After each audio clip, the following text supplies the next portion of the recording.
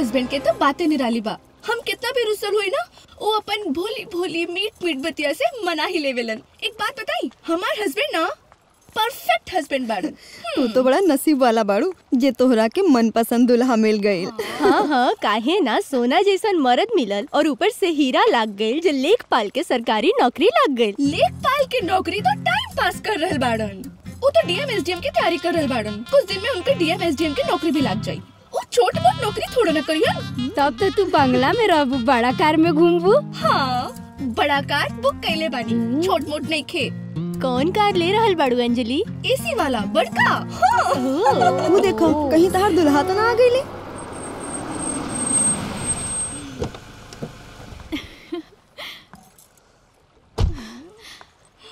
हाय अंजलि, का हाल बा? कैसन बाड़ू? बारो तू सब लोग धोखा खा गइलू ना? हाँ, कोनो लॉटरी वॉटरी लग गई का? लॉटरी ही लग गई, इहे समझ ले अंजलि। एक्चुअली जेकरा से हमार माई बाप हमार शादी कैले रहन ना, वो पति के हम छोड़ देनी और हम आपन लवर दीपक के साथ ना गठबंधन कर लेनी।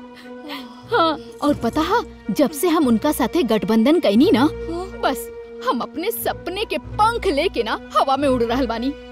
और पता है वो हमके ना मुंबई में बड़ा घर, ये लंबी कार, रुपया पैसा, ये लेटेस्ट मोबाइल सब देले बाड़े।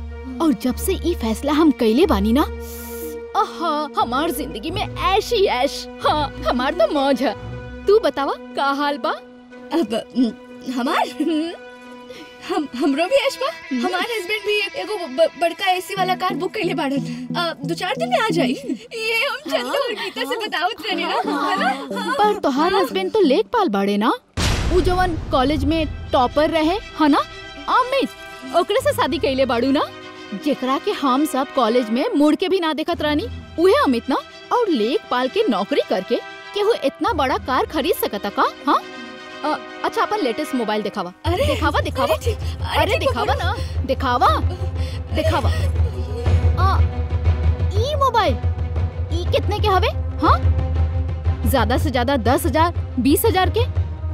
देखा अंजलि, हम तोहर सहेली बानी, यही लिए तोहरा के समझावत बानी। अभियो कोनो देर नहीं खे भइल।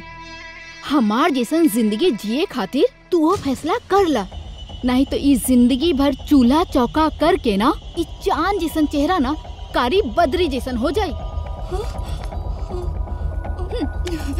चल अब हम जात बानी, बाय।